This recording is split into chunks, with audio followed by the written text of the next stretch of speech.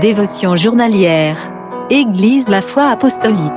Lecture biblique, Hébreux chapitre 11, versets 23 à 40. C'est par la foi que Moïse, devenu grand, refusa d'être appelé fils de la fille de Pharaon, aimant mieux être maltraité avec le peuple de Dieu, que d'avoir pour un temps la jouissance du péché. Hébreux chapitre 11, versets 24 à 25. Mon beau-frère raconte la conversion de son père en Roumanie, sous le régime communiste. Petru était le directeur régional de plusieurs écoles. Pour occuper une position de leader dans l'éducation, il a dû devenir membre du Parti communiste. Sa mère était sauvée, et avait prié avec ferveur pour lui.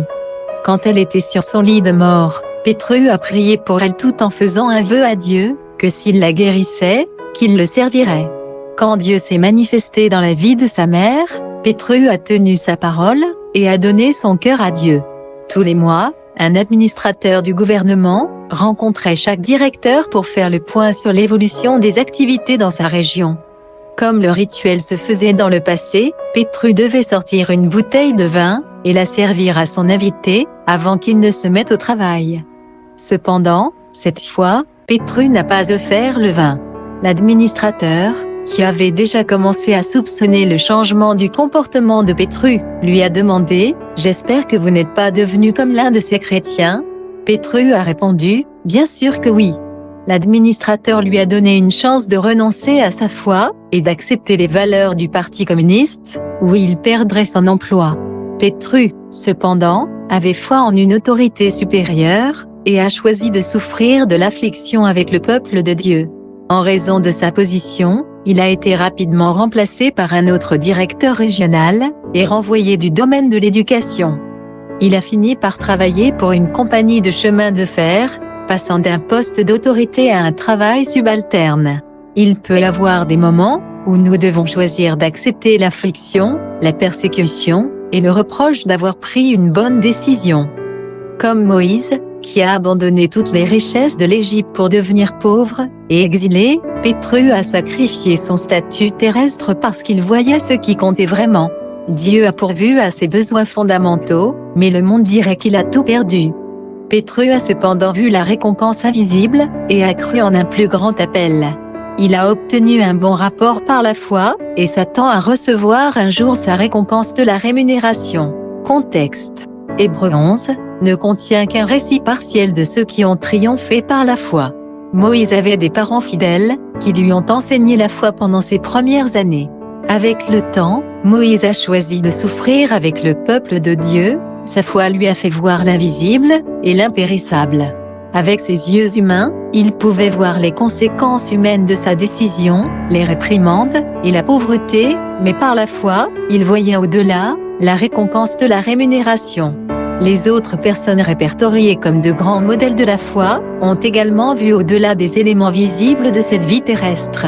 Rahab a cru en le Dieu d'Israël, et a choisi de le servir, même au prix du sacrifice de sa propre ville. Bien qu'elle fût une prostituée païenne, elle fut sauvée par la foi, et devint plus tard un ancêtre du Christ.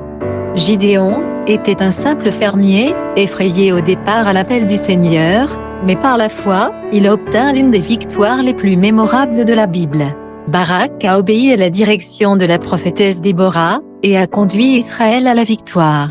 Samson était prêt à donner sa vie, pour vaincre l'ennemi. Samuel et David ont tous deux rapproché Israël de Dieu, et ont tous deux résisté à la persécution pour cela.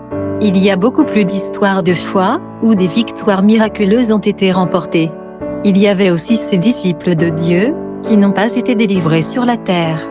Même s'ils ont souffert de la torture, et de la mort, leurs récits sont aussi victorieux que ceux de la délivrance, parce qu'ils ont reçu un bon rapport par la foi.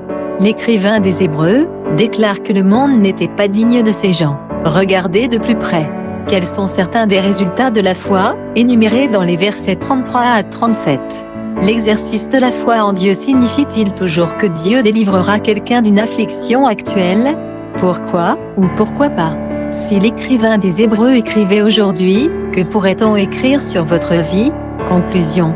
Il y a un vieil hymne qui dit « La foi est la victoire ». Si nous voyons les choses invisibles de Dieu, à travers les yeux de la foi, nous aurons la victoire, que nous fassions l'expérience de l'affliction, ou de la délivrance. Prions pour que Dieu nous ouvre les yeux, et augmente notre foi. Bonne journée à vous. Hébreux, chapitre 11. C'est par la foi que Moïse, à sa naissance, fut caché pendant 3 mois par ses parents, parce qu'ils virent que l'enfant était beau, et qu'ils ne craignirent pas l'ordre du roi. C'est par la foi que Moïse, devenu grand, refusa d'être appelé fils de la fille de Pharaon, aimant mieux être maltraité avec le peuple de Dieu que d'avoir pour un temps la jouissance du péché, regardant l'opprobre de Christ comme une richesse plus grande que les trésors de l'Égypte, car il avait les yeux fixés sur la rémunération. C'est par la foi qu'il quitta l'Égypte sans être effrayé de la colère du roi, car il se montra ferme, comme voyant celui qui est invisible. C'est par la foi qu'il fit la Pâque et l'aspersion du sang, afin que l'exterminateur ne touchât pas au premier-né des Israélites. C'est par la foi qu'ils traversèrent la mer Rouge comme un lieu sec, tandis que les Égyptiens qui en firent la tentative furent engloutis. C'est par la foi que les murailles de Jéricho tombèrent, après qu'on en eut fait le tour pendant 7 jours. C'est par la foi que Rahab la prostituée ne périt pas avec les rebelles, parce qu'elle avait reçu les espions avec bienveillance. Et que dirais-je encore? Car le temps me manquerait pour parler de Gédéon, de Barak, de Samson, de Jephthé, de David, de Samuel et des prophètes, qui, par la foi, vainquirent des royaumes, exercèrent la justice, obtinrent des promesses, fermèrent la gueule des lions, éteignirent la puissance du feu, échappèrent aux tranchants de l'épée, guérirent de leurs maladies, furent vaillants à la guerre et mirent en fuite des armées étrangères. Des femmes recouvrèrent leur mort par la résurrection. D'autres furent livrés au tourment et n'acceptèrent point de délivrance afin d'obtenir une meilleure résurrection.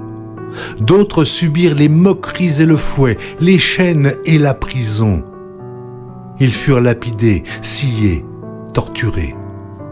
Ils moururent tués par l'épée, ils allèrent çà et là, vêtus de peaux de brebis et de peaux de chèvres, dénués de tout, persécutés, maltraités, eux dont le monde n'était pas digne, errant dans les déserts et les montagnes, dans les cavernes et les antres de la terre. Tout cela, à la foi desquels il a été rendu témoignage, n'ont pas obtenu ce qui leur était promis. Dieu ayant en vue quelque chose de meilleur pour nous, afin qu'ils ne parvinssent pas sans nous à la perfection.